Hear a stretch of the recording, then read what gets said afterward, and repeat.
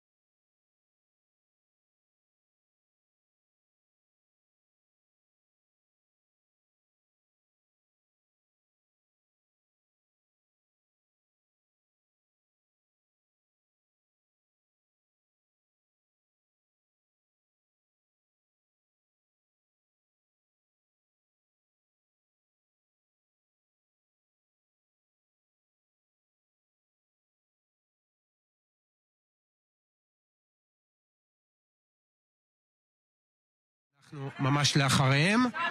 עוד רגע. כן, אנחנו כבר מצליחים. נתניהו וטראמפ כבר ישובים. אנחנו נתניהו וטראמפ כבר יושבים והם מסתודדים ביניהם עד שכל צוותי התקשורת ייכנסו. הצוותים האמריקנים כבר בפנים. אנחנו ממש בכניסה רואים אותם בזווית העין.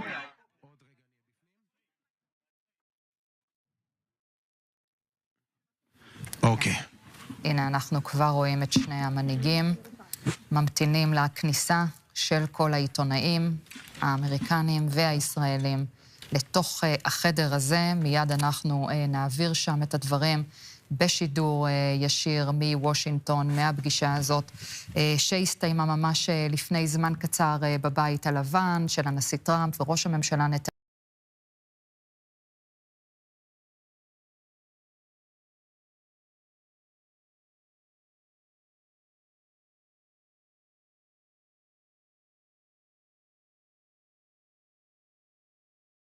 לפני שהמנהיגים מתחילים לדבר, אנחנו רואים שם את ראש הממשלה ואת הנשיא טראמפ יושבים, ממתינים להתחיל לדבר. אנחנו רואים את הצד האמריקני שם, את סגן הנשיא ג'יי די ואנס, ואת מזכיר המדינה, נכון? זה מרק רוביו שם? אני לא מצליח, זה נראה כמו בצד סביר. לא ממש ברור. בצד הישראלי רואים את דרמר והנגבי. את הדרמר והנגבי שם. ואת רומן גופמן. המזכיר הצבאי, כן. תראו, אני לא חושבת שיש מנהיג ישראלי שזכה לשבת יותר פעמים מבנימין נתניהו בחדר הסגלגל. הוא מכיר את המעמדים האלה, הוא ראה גם את קלינטון וגם את בוש, נדמה לי, ובטח את... And and to be so thought of. Many friends in Israel. They are not in an easy area. It doesn't go easy, but we are helping them. And likewise, they've been helping us very much. And so we'll see how it all works out. But we had great discussions today, I think, on the obvious subject of Iran and also the less obvious subject with respect to Israel, and that's trade. And I think the Prime Minister is going to tell you a little bit about trade and what they're doing for the United States.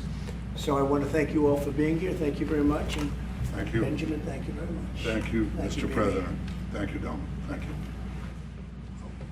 Mr. President, I want to first thank you for inviting me again to the White House. You've been a remarkable friend of the State of Israel. You stand by us. You're standing with us. You are a great, great champion of our alliance.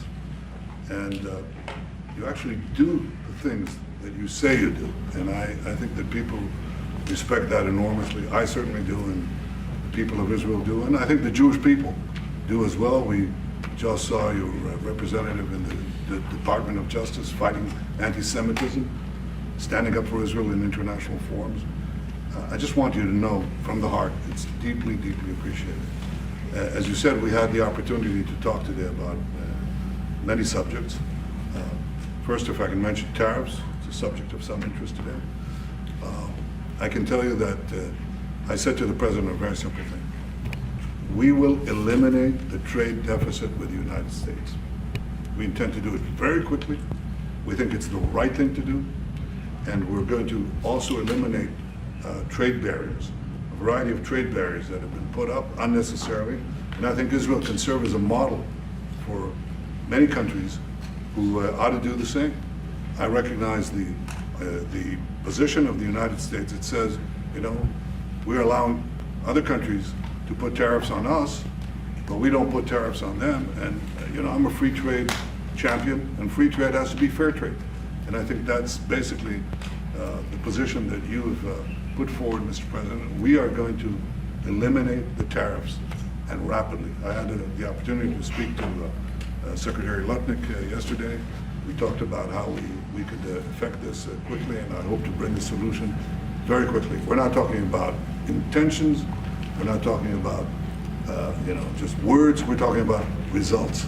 And those results are going to come. That's the first. Thank you very much. It's very nice. Thank you. Thank you. Mr. President, what about the hostages here? Well, What about the hostages? Let him I didn't finish. finish. I'm going to begin. We spoke about not only the hostages, but about Gaza.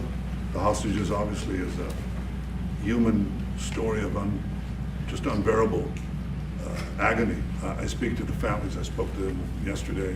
Spoke to another one when I was in Hungary before I came here. I speak to them every day. They're in agony. The hostages are in agony, and we want to get them all out. Steve Witkoff, President Trump's very able representative, helped us get a deal that got 25 out. We're working now on another deal that we hope will succeed.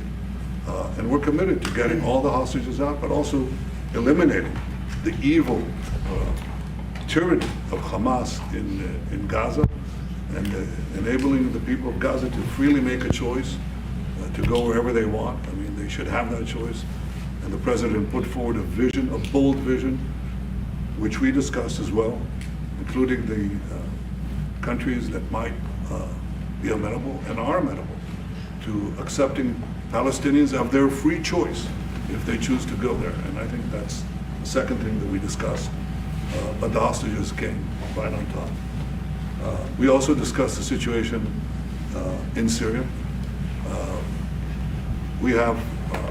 We've had neighborly relations with Turkey that have deteriorated, and we don't want to see Syria being used by anyone, including Turkey, as a base for attack in Israel. Turkey is a country that has a great relationship with the United States. The President has a relationship with the leader of Turkey.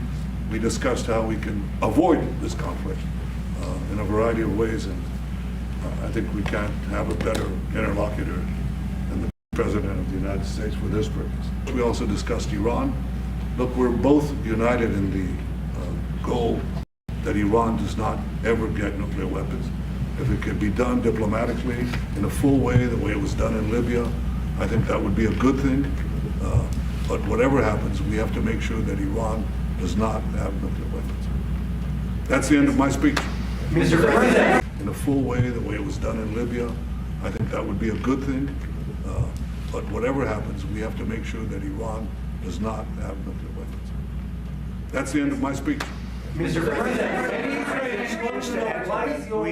We're having direct talks with.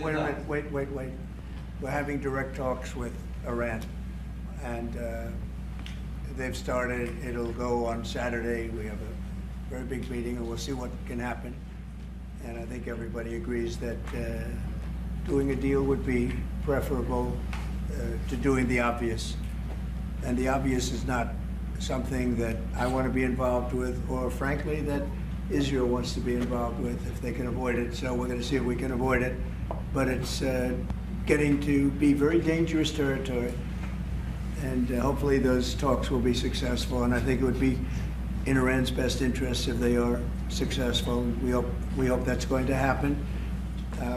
And we had just a lot of good talks on a lot of things. I appreciate very much what you said about the tariffs. We've been ripped off and taken advantage of by many countries over the years, and can't do it anymore. Just can't do it anymore. We can't be the stupid people anymore. And it's all because of the people that sat in the seat right here.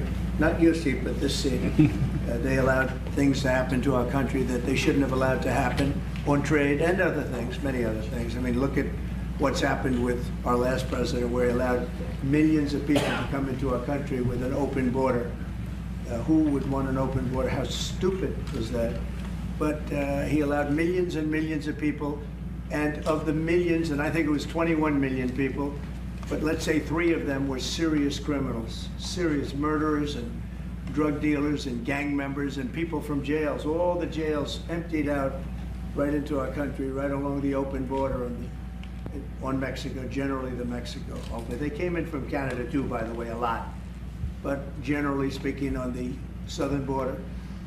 And what a shame it is that we are now working very hard to get them out, get the criminals out, get the murderers out, the drug dealers, the mentally insane, get them out. They dropped the mentally insane in our country too.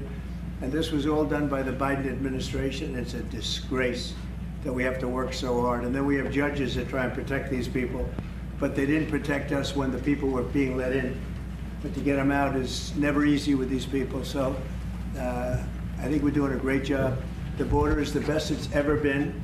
It's even as strong as it was. I had a great, solid border. I think it might even be tougher right now and stronger. So people are coming into our country, but they're coming in legally. We have a legal process, and we have that moving along properly, because we need people to come into our country, but we want people that can love our country and cherish our country. So that's where we are. And with that, any questions? Mr. President, the European Union to the markets today, and would you be open to a pause in tariffs to allow for negotiations? Well, we're not looking at that. We have many, many countries that are coming to negotiate deals with us, and they're going to be fair deals. And in certain cases, they're going to be paying substantial tariffs. There'll be fair deals. As you know, I spoke this morning with the Prime Minister of Japan, and we had a very good conversation. They're coming. And I said, one thing, you're going to have to open up your country, because we sold no cars, like 0 cars in Japan, and they sold millions of cars into our country. They don't really take our agriculture, a little bit of it just to keep us slightly happy, but they don't take what they're supposed to be taking. So we have a great relationship with Japan. We're going to keep it that way, but they're coming in to meet, and other countries are coming in. With China, as you know, against my statement, they put a 34% tariff on above what their ridiculous tariffs were already. And I said, if that tariff isn't removed by tomorrow at 12 o'clock, we're putting a 50% tariff on above the tariffs that we put on. So they've gone for years. They've become a rich country because of people, again, that were in the White House that allowed this to happen. Hundreds of billions of dollars a year they'd make on us on trade, and it shouldn't be that way. And I have a great relationship with President Xi. I hope it's going to stay that way. I have great respect for China, but they can't do this. We're going to have one shot at this. And no other president's going to do this, what I'm doing.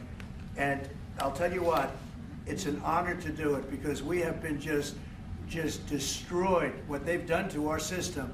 You know, we have $36 trillion of debt for a reason. And the reason is that people allowed it to get that way. So we'll be talking to China. We'll be talking to a lot of different countries. And I think, you know, if we can make a really fair deal and a good deal for the United States, not a good deal for others. This is America first. That's now America first. And we didn't put America first. We put America last. The people that were in the Oval Office put America last, and we're not going to stand for it. But Mr. President, you've said, Mr. President, who's going to represent the U.S. in the talks with Iran? Two questions. Do you expect any of these deals to be made before April 9th? And secondly, there have been some mixed messages from your administration. You're talking about negotiations, and yet others in your administration are saying that these tariffs are actually permanent. What is that? Well, they can both be true. There can be permanent tariffs, and there can also be negotiations, because there are things that we need beyond tariffs. We need open borders. You know, we almost had a deal with China where we're going to open up China. It was almost done. Some of you remember it during my first term, and it was very disappointing. We ended up making a great deal. $50 billion worth of product was sold. $50 billion. You'd like that in Israel. And I made that deal, but it wasn't the deal that I wanted. It was the deal that I wanted was that, plus they were going to open up China so that our companies could go into China and compete with other countries and China for the, you know, for a large number of people. And at the very end, that deal was terminated, and we went to a piece of the deal. And so there are a lot of things outside of tariffs, but tariffs are very important. But there are a lot of things like opening up countries that were totally closed. China's essentially a closed country. In fact, it is a closed country. And what they do is they charge tariffs so that if you sell cars or if you sell anything, nobody's going to buy it because the price is out of control. But that's true with a lot of other countries also. So we're going to get fair deals and good deals with every country, and if we don't, we're going to have nothing to do with them. They're not going to be allowed to participate in the United States. Mr.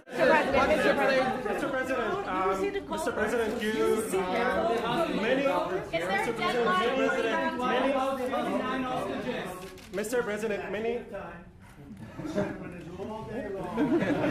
Mr. President, many of thank you for the chance. Many of Palestinian Americans who voted for you and not for Biden because you've promised them to end the war in Gaza. Very honored by that vote, too. The war is still going on and there's no hostage deal. Do you have any update on that? Well, I'd like to see the war stop, and I think the war will stop at some point that won't be in the too distant future. Right now we have a problem with hostages. We're trying to get the hostages out. We got quite a few of them out, but it's a long process. It shouldn't be that long. We have a big problem that we've done. I think I'll ask Pete to maybe talk about it for a second, because a lot of people are asking. The Houthis, we've been very tough and very successful militarily. We've really damaged them badly. These were people shooting down ships and other things, by the way, flying objects like airplanes. And we've put a major hurt on the Houthis, which nobody's been able to do. We've really hit them hard, and they know it, and they don't know what to do. And it's every night, night after night.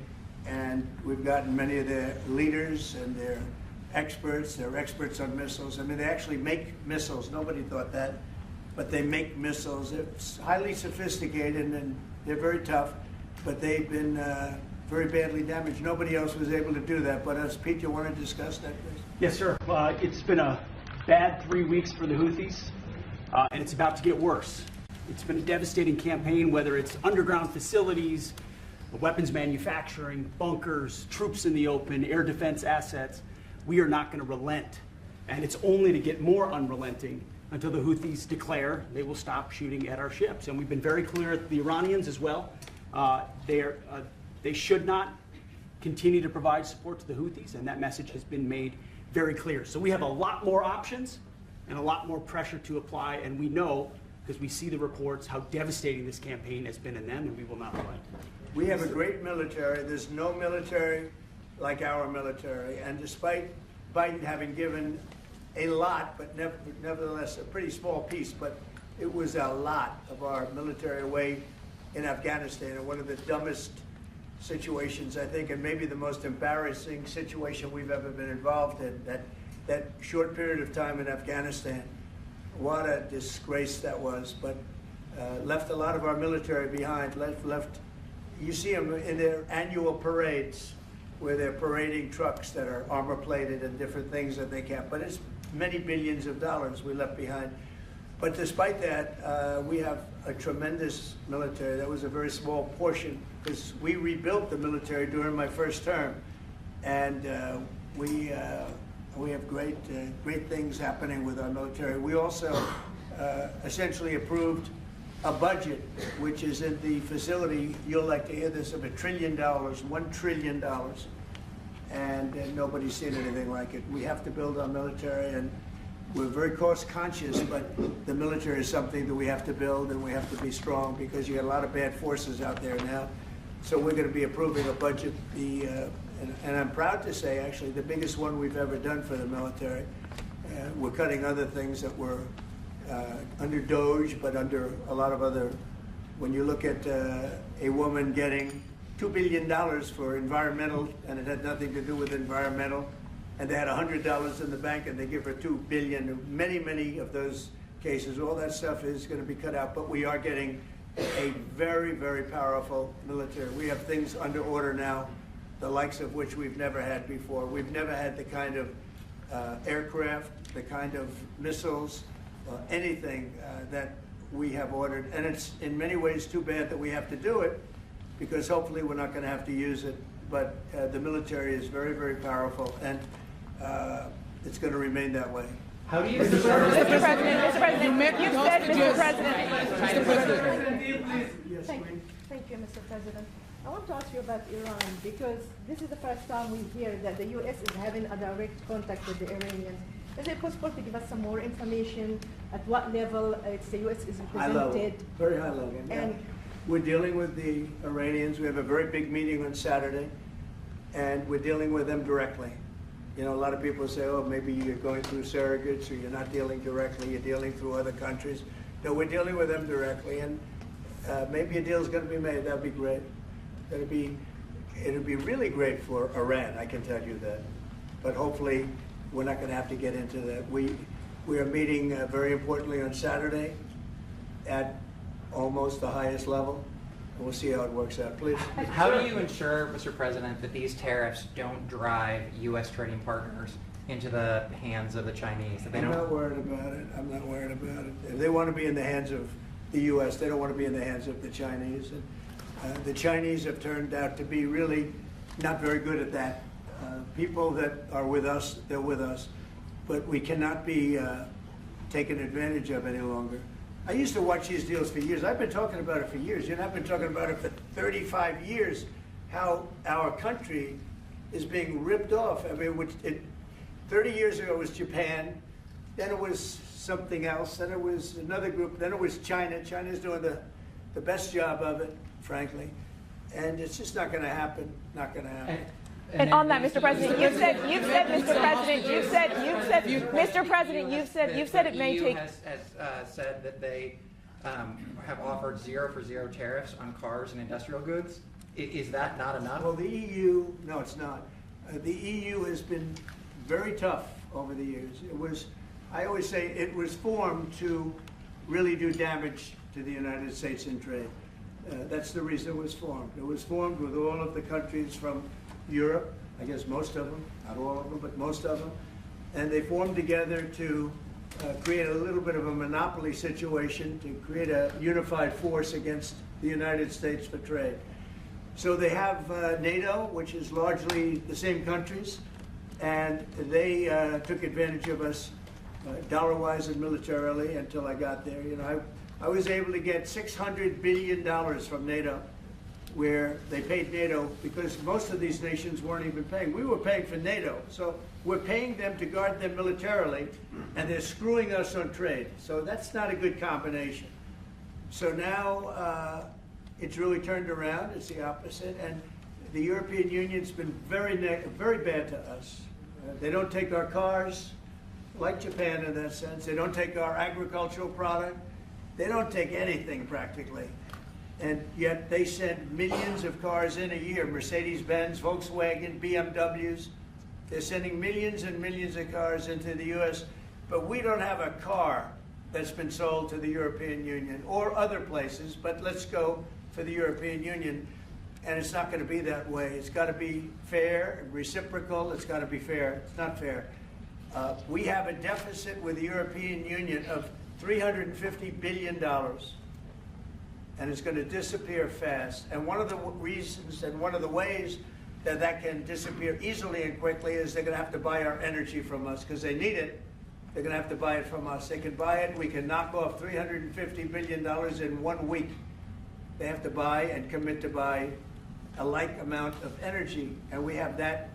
You know, we have more energy than any country in the world. I don't know if you know that. He knows everything, but the one thing he may not know, we have more energy than any country in the world. We have more of every kind of energy, every form of energy, from oil and gas to coal. And people talk about, I call it beautiful, clean coal. As you know, Germany is opening up a coal plant a week. They tried the windmills and it didn't work. They tried all the other solutions and they were ready to go out of business. Now they're doing a coal plant a week. China is now up to 2 coal plants. They're opening 2 major coal plants every single week in China, all over China. And then we're not allowed to use coal.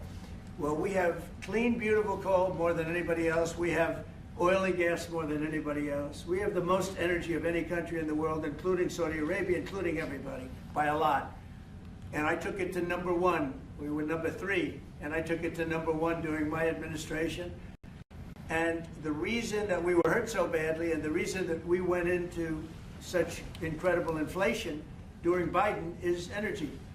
It was also their bad spending, but energy, because they played around with this incredible thing that we had built, this administration had built, and the energy costs went through the roof. And when that went up, everything else followed. Now, if you look at what's happening, you're going to see this today.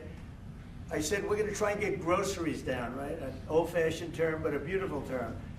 Eggs. So when I got in, the press went absolutely crazy the first week. They said, eggs have quadrupled in price. I said, I just got here. Tell me about it. And Brooke Rollins and our team did a great job, and eggs are down now 79%, and they're all over the place. And this was a problem that somebody else would have taken a long time to cure. We have energy is down. We have interest rates are down. We have groceries, meaning food is down. We have everything is down at levels that nobody ever thought possible. Energy looks like it's going to be in the $2.50 a gallon range, and maybe below that for a car. So for gasoline. So we're really doing amazing. I mean, we're cutting prices because prices got so high, people couldn't live. I mean, the prices for groceries, the prices for standard groceries, standard things were going through the roof. They couldn't live. And now those prices are coming down. So call them groceries, but that's down, energy's down, and interest rates are down. Everything's down. And the interest rates, the beauty there is when we refinance debt, you know, debt's become such a big factor in this country. We're going to start paying debt off with tariffs and other things. But it's such a big factor because the interest rate's so high. Well, now that's coming way down. So our budget's going to look a lot better because interest costs are way down. And I guess I've done that. Mr. President, you've said... Many Israelis are watching you now on live show. Good. What is your specific way of getting the hostages out from the horrific captivity? We are trying very hard to get the hostages out. We're looking at another ceasefire. We'll see what happens. But we want to get the hostages out. The Israeli people want the hostages out more than anything. They want the hostages out.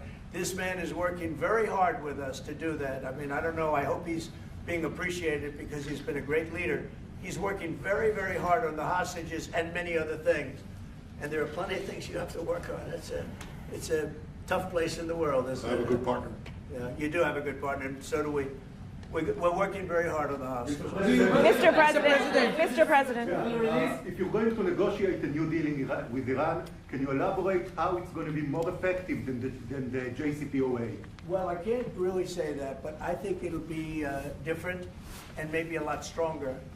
But they were so happy when we made that first deal because we did get a lot out. You know, I had people right in this office, this beautiful Oval Office. They came in, 10 people, hostages, you know that. And I said to them, so how was it? And the stories they told me, I mean, as an example, I said to them, was there any sign of love? You were there, 10 people. It's only 10, but it's pretty representative. Did the Hamas show any signs of, like, help or liking you?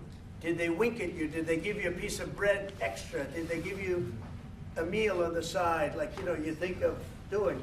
Like what happened in Germany, what happened elsewhere. People would try and help people that were in unbelievable distress. They said no. I said, all of them. I said, did they ever wink at you like, you'll be okay?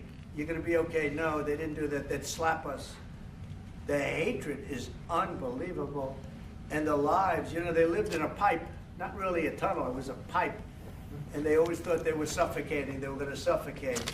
And then they'd open up the pipe and it was like 3.5 feet high. This isn't, you know, we hear tunnel is bad, but pipes are worse. And the stories I heard were incredible.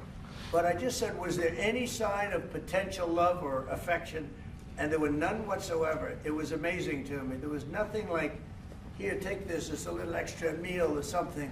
They lived like hell. I don't know. They seemed to be, they were amazing to me because they seemed to be pretty normal. They weren't scarred, but I guarantee underneath they have to be scarred. And one was there for 356 days. Another was there for about 180 days, you know, a long time.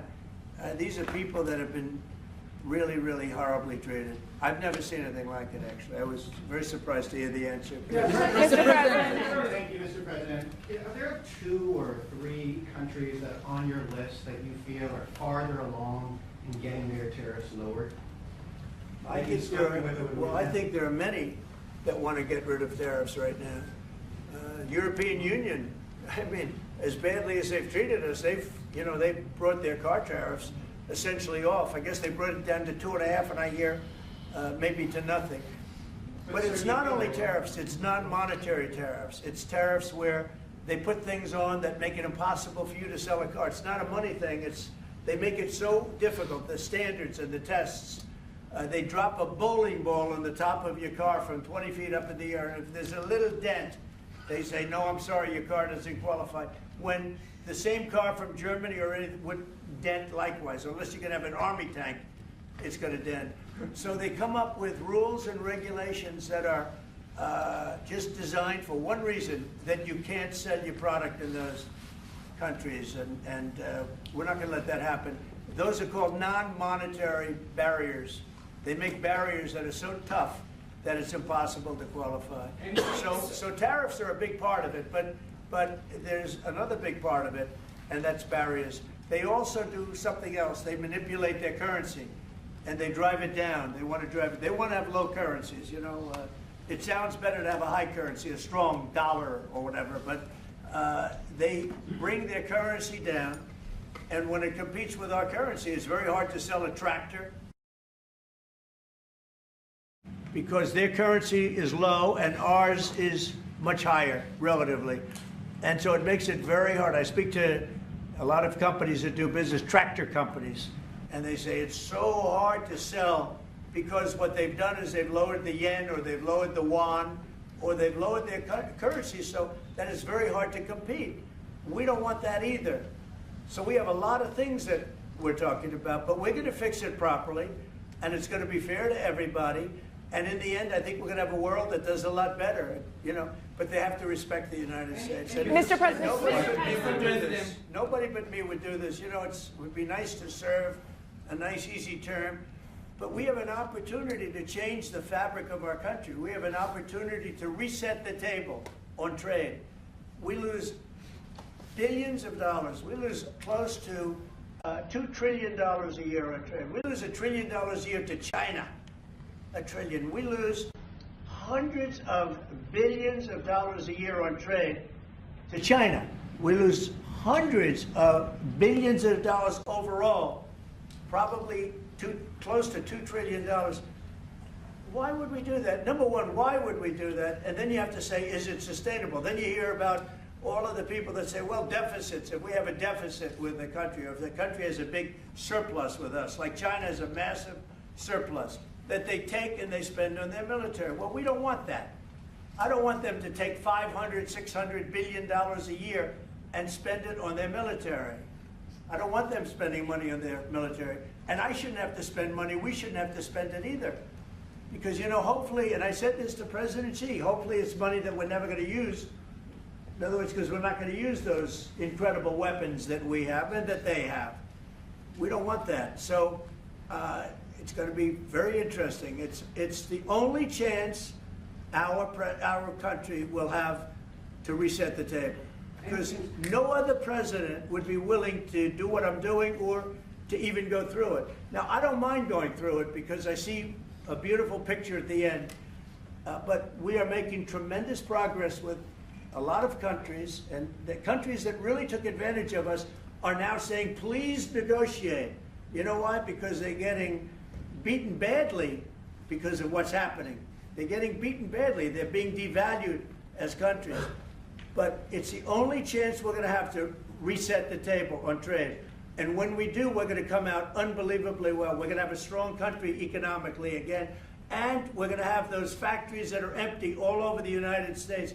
We've lost 90,000 plants and factories. Think of this, 90,000, you wouldn't think it's possible. 90,000 plants and factories since NAFTA, which was, by the way, the worst trade deal ever developed, ever had by any country anywhere, NAFTA. And I terminated NAFTA. Everybody said it would be impossible.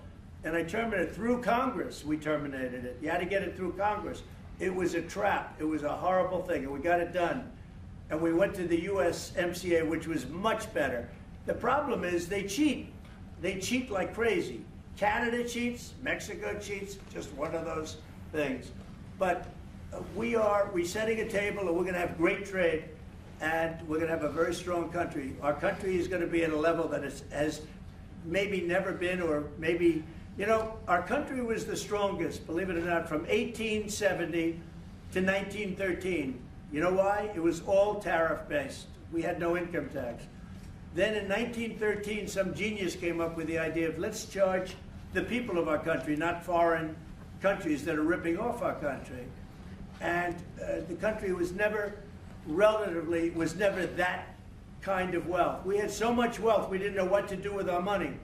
We had meetings, we had committees, and these committees worked tirelessly to study one subject. We have so much money. What are we going to do with it? Who are we going to give it to? And I hope we're going to be in that position. On manufacturing, Mr. President, on manufacturing, Mr. President. Mr. President, do you plan to reduce the tariffs that your government put on Israeli goods, 17%? On where? On Israeli goods, the 17%. Do you plan to reduce it? Well, we're talking about a whole new trade. Maybe not. Maybe not. Don't forget, we help Israel a lot. You know, we give Israel $4 billion a year. That's a lot. Congratulations, by the way. That's pretty good. But we give Israel billions of dollars a year. Billions. It's one of the highest of, and we give a lot of countries money. You wouldn't believe it if I said we give Afghanistan a lot of money. Do you? Because that was a Biden deal, another Biden deal. Not only did he embarrass us with that, but they give them billions of dollars, Afghanistan, right? So, but no, we take good care of our friends, and we don't take care of our enemies. We're not taking care of our enemies anymore, but we do take care of our friends. On manufacturing, Mr. President, Mr. President. From the Times of Israel, the IDF is fighting again in the Gaza Strip. I myself might be called up in a month. Do you think that's the way to pressure Hamas to get to a deal? And do you think blocking humanitarian aid is also an effective pressure tactic? Well, you know how I feel about the Gaza Strip. I think it's an incredible piece of important real estate, and I think it's something that we would be involved in, but you know, having a peace force like the United States there, controlling and owning the Gaza Strip would be a good thing. Because right now, all it is for years and years, all I hear about is killing and Hamas and problems. And if you take the people, the Palestinians, and move them around to different countries, and you have plenty of countries that will do that, and you really have a freedom a freedom zone. You call it the freedom zone, a free zone, a zone where people aren't going to be killed every day. That's a hell of a place. It's a, you know what I call it, a great location that nobody wants to live in, because they really don't. And when they had when they have good living, real living, where Hamas and all of the problems they have, the level of death on the Gaza Strip is just incredible. And I've said it. I don't understand why Israel ever gave it up. Israel owned it. It wasn't this man, so I can say it. He wouldn't have given it up. I know him very well. There's no way. They took oceanfront property and they gave it to people for peace. How did that work out? Not good. Is the immigration, Mr. President. Mr. President, is the immigration plan still on the agenda? Which immigration? The Trump plan. The Trump. All it is a concept that I had that I think is good, and now people are copying it. You know, maybe you want to tell people are talking about the Trump plan. Gee, why don't we do that? Would you like to answer that question? I think what the president talked about is, first of all, to give people a choice. You know, Gazans were closed in, and every other place, including in arenas of battle. I mean, whether it's Ukraine or Syria or any other place, people could leave. Gaza was the only place where they locked them in. We didn't lock them in. They're locked in. And what is wrong with giving people a choice? Now, we've been talking, including over lunch, about some countries, I won't go into them right now, that are saying, you know, if Gazans want to leave, we want to take them in. And I think this is the right thing to do. If you give, you know, it's going to take years to rebuild Gaza. In the meantime, people can have an option. The president has a vision. Countries are responding to that vision. We're working on it. I hope we'll have good news for you. Mr. President, on manufacturing, Mr. President. Excuse me, people really do love that vision. It's a long-term vision, but so importantly is to have that be a safe field, because you're right smack in the middle of the Middle East. You're right along Israel. It should have never, ever been given away. It shouldn't have been given away by Israel. I don't know why they did it. I mean, I do know why, because they were promised peace, but that didn't work out too well, because it's one of the most dangerous pieces of land anywhere in the world. Gaza is one of the most dangerous places in the world. So they gave it away for good intention, and it didn't work out that way. And a lot of people like my concept, but you know, there are other concepts that I like too. And there's some concepts I don't like. You know what I don't like? The way it is now. Because right now it's a dangerous death trap, Gaza. Yeah. Mr. President. Thank you, sir. Can you talk a little bit about your potential meeting with Vladimir Putin? Do you still plan to meet with him? Could that happen in Saudi Arabia? And maybe you could elaborate as well a little bit on not providing tariffs on Russia, sir. So the reason we're not talking about tariffs with Russia is because we're not doing business essentially with Russia, because they're in a war. And I'm not happy about what's going on with the bombing, because they're bombing like crazy right now. They're bombing, I don't know what's happening there. That's not a good situation. So we're meeting with Russia, we're meeting with Ukraine, and we're getting sort of close, but I'm not happy with all the bombing that's going on the last week or so. Horrible. It's a horrible thing. It's a horrible thing. Mr. President, on Israel. Can countries negotiate to get below 10%? In terms of tariffs? In terms of tariffs, yes. Look, we've been ripped off and taken advantage of for 40, 50, 60 years. And the reason we got ripped off and the way they did it was tariffs. They would charge tariffs, massive numbers of dollars. And when you look at China, when I took over, it was at $507 billion they were making. I call it making. A lot of people say, oh, it doesn't mean anything, having a surplus. It means a lot, in my opinion. It's almost like a profit or loss statement. And when I took over, it was $507 billion that China was, this is originally, first term. And we were very, very tough on them, because they were taking that money and they were building a military with it. Then when Biden came in, he let them get away with murder. He had no idea. I'll tell you what, that man had no idea what was happening, whether it was the border or China or anything else. He had no idea what was going on. And they went wild. China went wild. And the money they make is ridiculous, okay? It's just not gonna happen. And hopefully we'll get along with China. If we do, that's great. And if we don't, that's okay too. But we can't let that continue, because that's an abuse. They abused the poor people that sat in this seat. That poor Biden, he was abused by them. They took advantage of him, and I'm surprised. You know, they have smart people. They were radical left lunatics, but they're smart. I'm surprised they'd allow that to take, to happen. But we are going to bring great trade, and we're going to be fair to other countries. And I will say this, virtually every country wants to negotiate. If I didn't do what I did over the last couple of weeks, you wouldn't have anybody wants to negotiate. We would have gone to these countries, you want to talk? And they were, well, we don't want to talk. Now they're coming to us. They're offering things like even Bibi, and this is unrelated because it's a different kind of a relationship, but he started off our conversation today that he's cutting all of the tariffs, he's cutting everything, he's going to get down to a free base, he's going to do things that, in all fairness, other countries, if they said that, would have never even thought about doing it. Now they're offering things to us that we would have never even thought of asking them for, because they're experiencing a lot of hurt. And the hurt is that they've taken advantage of us, and we finally fought back. Tariffs will make this country very rich. We're rich anyway, but we're rich in a certain way. We have $36 trillion in debt. I want to get rid of it, and we can do it quickly with proper deals. So when countries don't allow us to sell our product, but we allow them to sell their product, when they charge us massive amounts of money for the privilege of going into their country, those days are over. Mr. President, one more on manufacturing. Mr. President, on manufacturing, Mr. President. Me? Sure. Me? Yeah. Thank you, Mr. President. On Iran, 2 questions, please. First, if you can give us more details about where the meeting on Saturday is going to take place. I can't tell you that. I can just tell you there's a major meeting going on between us and Iran, and that'll take place on Saturday, and it's at top level. And second question about this. A lot of people think that those talks are not going to lead anywhere because the Iranians will never give up their nuclear program. If diplomacy fails, is the United States, under your leadership, ready to take military action to destroy the Iranian nuclear program and remove this threat? I think if the talks aren't successful with Iran, I think Iran is going to be in great danger.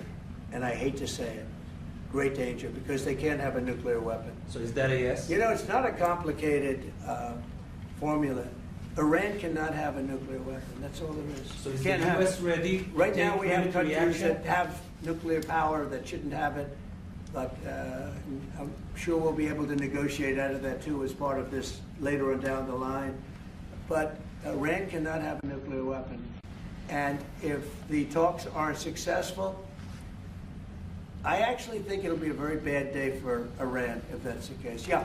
Mr. President, Mr. President, on manufacturing, Mr. President. Mr. President, was October 7th the death blow of the two-state solution? And would you consider classifying the Palestinian Authority as a terrorist organization for its continued pay-for-slay terror financing payments? So October 7th was a horrible day that some people, they deny it. Now, I can't believe they deny it from the standpoint of that they do it because they think it's good politically.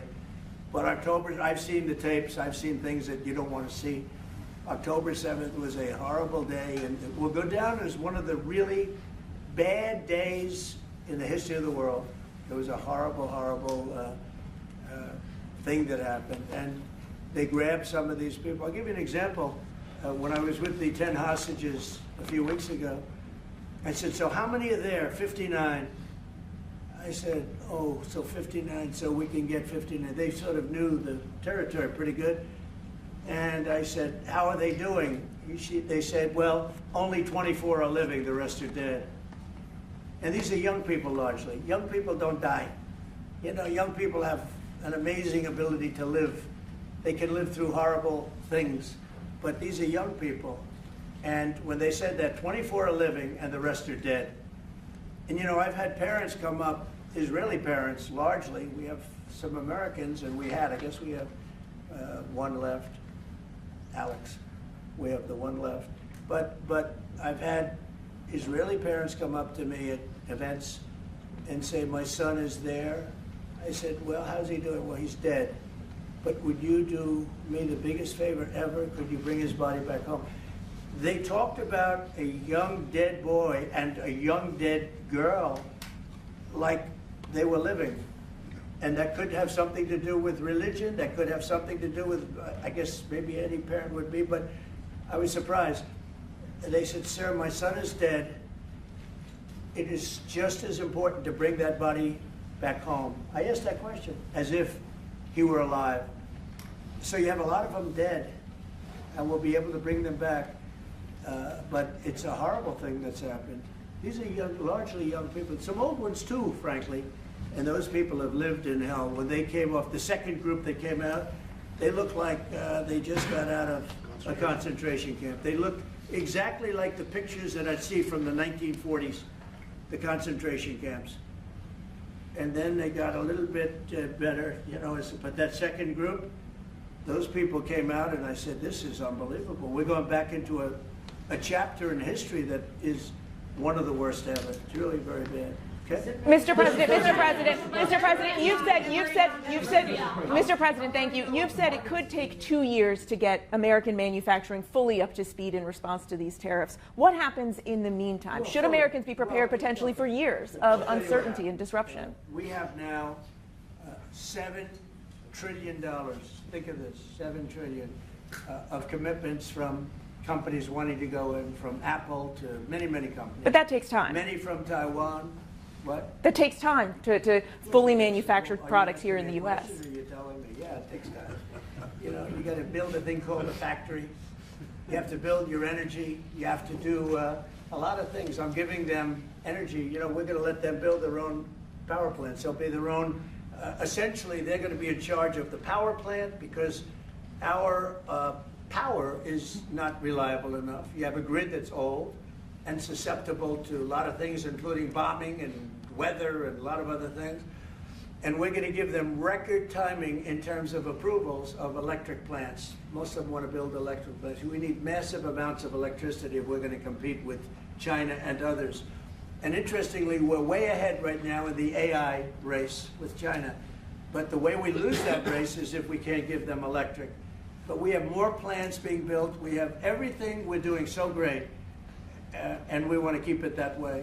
And tariffs will be an important part of it. But one of the other things, Lee Zeldin's doing a fantastic job, head of environmental protection. And he's doing very rapid approvals for people to get, for big companies that are going to build a plant that's going to cost billions of dollars, and we're going to get them their approvals. They have to be environmentally perfect, everything good, but they're going to be in record time, a matter of months versus a matter of many, many years. But in the meantime, Americans will face uncertainty, sir? In the meantime, Americans face uncertainty? Yeah, Lisa Rozovsky from Haaretz.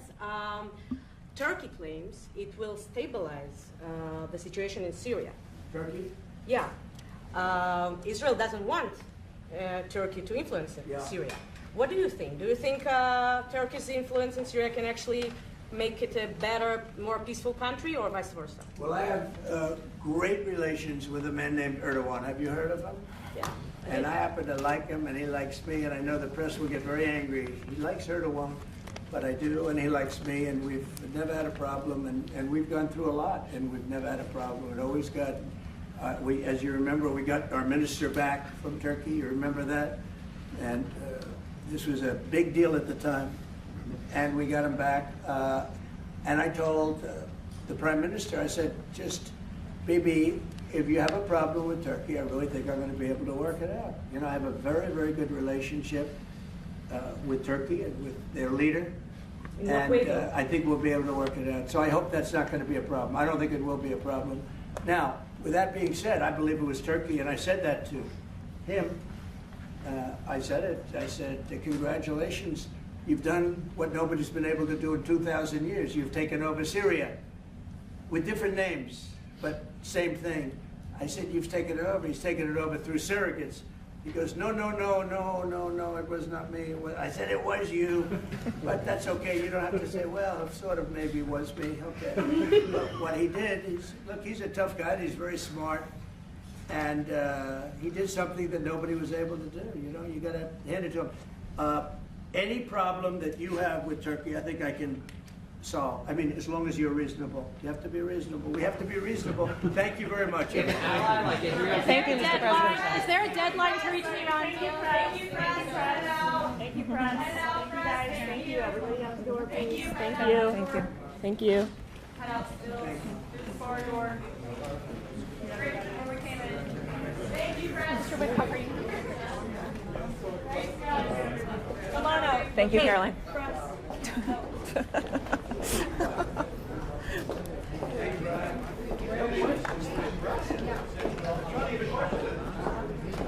Have a good day. Thanks, guys. Keep going. Keep going.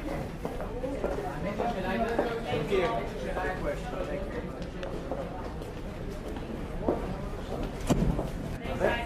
Shall I be Keep going. Thank you. Thank you. Head out. Okay, yeah.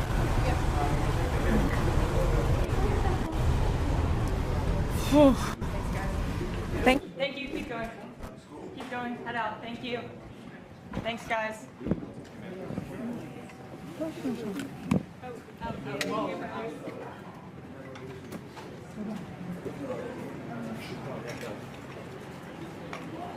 you.